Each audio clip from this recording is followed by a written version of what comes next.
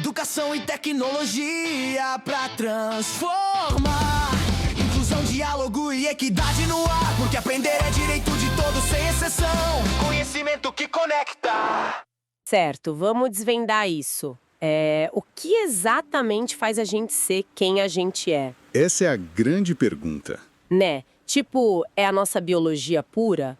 A genética que a gente herda? Ou será que somos, sei lá, um reflexo do ambiente e das pessoas ao nosso redor? O famoso debate entre natureza e criação. Exatamente. Olá e boas-vindas a mais uma das nossas investigações.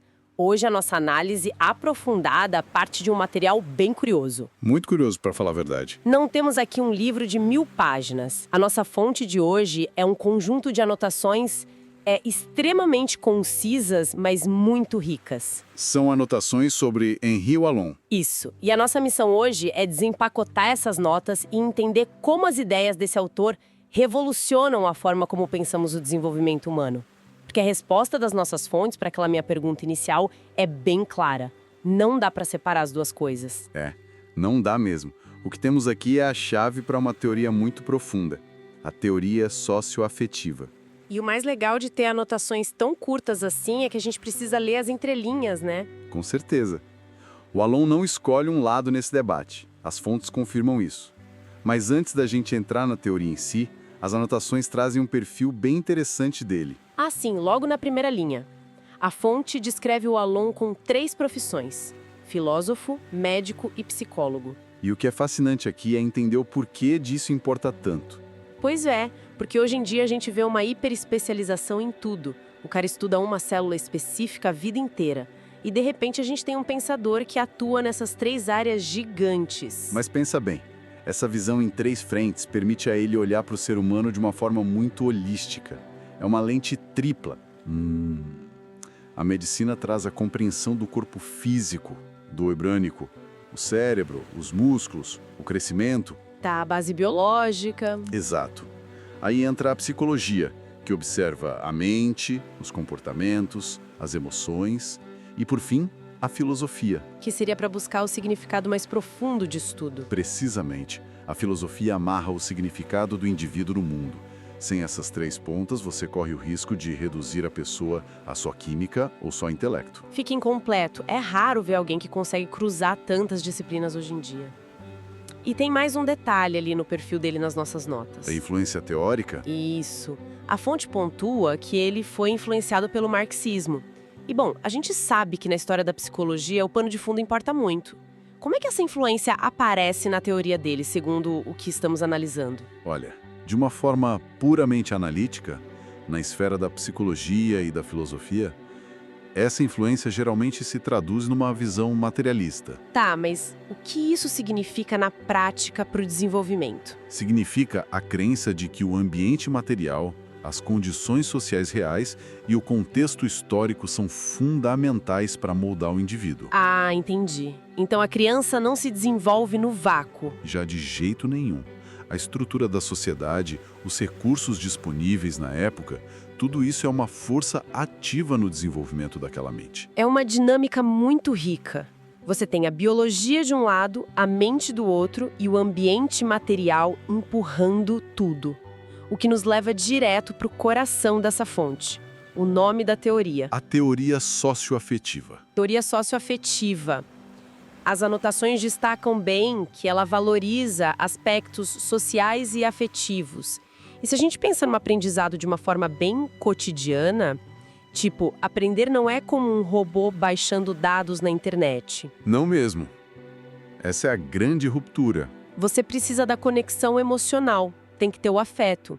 E precisa da interação com os outros, que é o lado social da coisa. E a nossa fonte é bem explícita nisso. Tem uma frase aqui que diz, abre aspas, o desenvolvimento depende dos aspectos biológicos e sociais. Via de mão dupla total. Exatamente. Não é só a biologia ditando as regras de quando a criança vai aprender a falar, por exemplo. Nem é só a sociedade moldando a criança como se ela fosse argila. É o choque entre os dois. O tempo todo é a interação constante. A biologia dá as ferramentas e os limites físicos. E a sociedade apresenta as demandas e os vínculos afetivos. O afeto é o que liga o corpo ao ambiente social, então. Perfeito.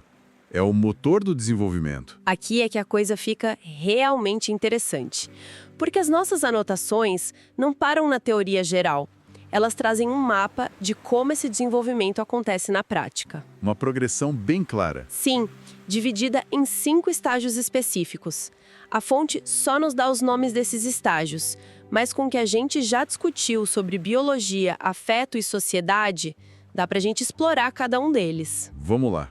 Qual é o primeiro? O primeiro é o estágio impulsivo emocional. Impulsivo emocional. 2 palavras muito fortes. E pensando no recém-nascido, faz todo o sentido. Totalmente. Pensa no impulsivo primeiro. Sugere aquele início de vida que é totalmente movido pelo instinto biológico. O bebê não planeja chorar ou se mexer. São espasmos, né? Os impulsos do corpo pedindo comida ou reclamando de dor. É a biologia pura gritando. Exato. Mas aí vem a segunda palavra. O emocional. Onde entra a emoção se é só instinto físico? A emoção nasce na reação ao instinto. O bebê tem um impulso biológico e chora. Esse choro traz o adulto, traz o cuidador. E essa resposta cria a primeira reação afetiva. Então o instinto se transforma numa ponte social? O choro vira comunicação? Isso. A emoção é a ferramenta de sobrevivência do bebê. É por isso que é impulsivo emocional. Faz muito sentido. E aí o corpo vai crescendo, a biologia vai avançando e chegamos no segundo nome da lista, o estágio sensório-motor. Sensório-motor. Aqui o nome já indica uma mudança física brutal. Sensório tem a ver com sentidos, claro. Tato, visão, audição. E motor tem a ver com o movimento. A descoberta do mundo através do corpo físico. Exato. É aquela fase em que a criança começa a engatinhar, a agarrar tudo, a andar pela casa. Mas pela lógica da nossa fonte, isso não é só um ganho físico. Não, porque lembra que o desenvolvimento depende do social. Quando a criança ganha a capacidade de se mover, a relação dela com as pessoas muda completamente. Ela deixa de ficar só deitada esperando o mundo vir até ela. Exato. Agora ela vai até o mundo. Ela esbarra nas coisas, ela ouve o primeiro não dos pais. O movimento físico cria novos atritos sociais. E afetivos também. A frustração de querer pegar algo e não poder, a alegria de conseguir andar até a mãe. É o motor do desenvolvimento funcionando a todo vapor. Maravilha! E depois de mapear a casa inteira e descobrir os próprios movimentos, as nossas anotações apontam para o terceiro estágio, o personalismo. Esse nome é muito revelador. Personalismo. Sugere logo de cara a formação da pessoa, da identidade. E se a gente olhar para a progressão, a criança já tem as emoções básicas, já sabe se mover pelo espaço. O próximo passo lógico é descobrir quem ela é dentro desse espaço social. É aquela famosa fase da oposição, né? A criança começa a dizer não para tudo, a querer fazer tudo sozinha. Exatamente, porque para construir a identidade, para construir o eu, o aspecto social começa a exigir que o indivíduo se diferencie. Ela precisa testar os limites com os outros para saber onde ela termina e onde o outro começa. É uma mudança tremenda. A energia que antes estava em descobrir os objetos agora volta para a própria pessoa e para as relações sociais dela. Ela usa o afeto, a imitação, a birra, tudo isso para se afirmar. É o biológico, com o cérebro um pouco mais maduro, permitindo que o social molde a personalidade. Lindo isso.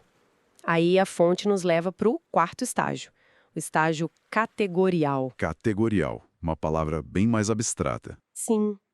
Diferente de impulsivo ou motor, categorial me faz pensar em categorizar o mundo, organizar pensamentos, agrupar coisas.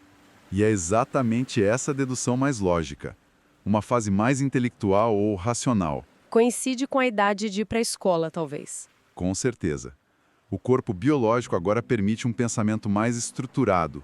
A criança pode classificar o mundo, entender regras lógicas, agrupar ideias. Mas seguindo a nossa premissa socioafetiva, ela não faz isso sozinha no quarto, como um pequeno cientista isolado. De jeito nenhum. O afeto se desloca para essa descoberta intelectual, e a sociedade é quem fornece as categorias. O aprendizado da linguagem escrita, a matemática, as regras sociais complexas. Então, o afeto aqui pode ser a motivação de aprender, o vínculo com os colegas de sala, a relação com os professores.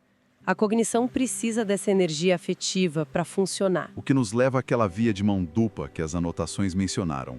A sociedade exige que a criança categorize o mundo para se integrar e a biologia dela finalmente permite isso. Uma engrenagem perfeita. Mas aí a gente chega no último estágio listado nas nossas anotações. E é uma única palavra, mas que carrega o peso de um terremoto. E que terremoto! Puberdade. Se conectarmos isso ao panorama geral da teoria, a puberdade é o exemplo perfeito do que o Allon propõe. Por quê? Porque é uma explosão biológica massiva. O corpo muda de uma forma incontrolável por causa dos hormônios. O biológico força a barra. E essa mudança física joga toda aquela estabilidade do estágio categorial pela janela. Exato. O corpo muda, a biologia muda e imediatamente a forma como esse indivíduo se relaciona social e afetivamente com o mundo sofre um impacto gigantesco. A sociedade passa a olhar para esse adolescente de outro jeito. Começa a cobrar postura de adulto, mas ele ainda não é. As relações afetivas mudam completamente. Novos vínculos, novas intensidades. A identidade construída lá no personalismo precisa ser totalmente reconfigurada. É a prova de que a biologia e o social não param de interagir e de causar conflitos.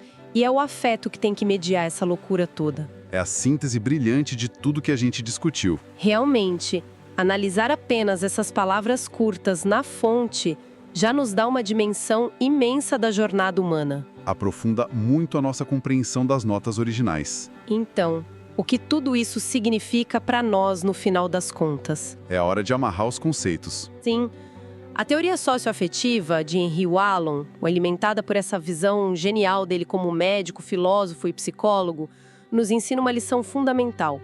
O afeto, a nossa biologia e a sociedade não operam isolados em nenhum momento da nossa vida. Estão sempre entrelaçados. Eles são a engrenagem conjunta que nos faz passar daquele choro impulsivo de um recém-nascido até a complexidade absurda da puberdade da vida adulta. Somos o resultado desse atrito constante. E se me permite, isso deixa uma provocação muito forte para quem está acompanhando a gente. Por favor. Bom, se o nosso desenvolvimento, as nossas mentes e identidades dependem tão fortemente dos aspectos sociais e afetivos, atuando junto com a nossa biologia, como a gente lida com o mundo de hoje? Como assim? Pensa na substituição das interações físicas por ambientes puramente digitais. Como essa mudança massiva hoje em dia poderia alterar a forma como atravessamos esses estágios? Nossa, é verdade. Do personalismo, onde a criança precisa do outro físico para se diferenciar, até a puberdade com toda a sua complexidade social.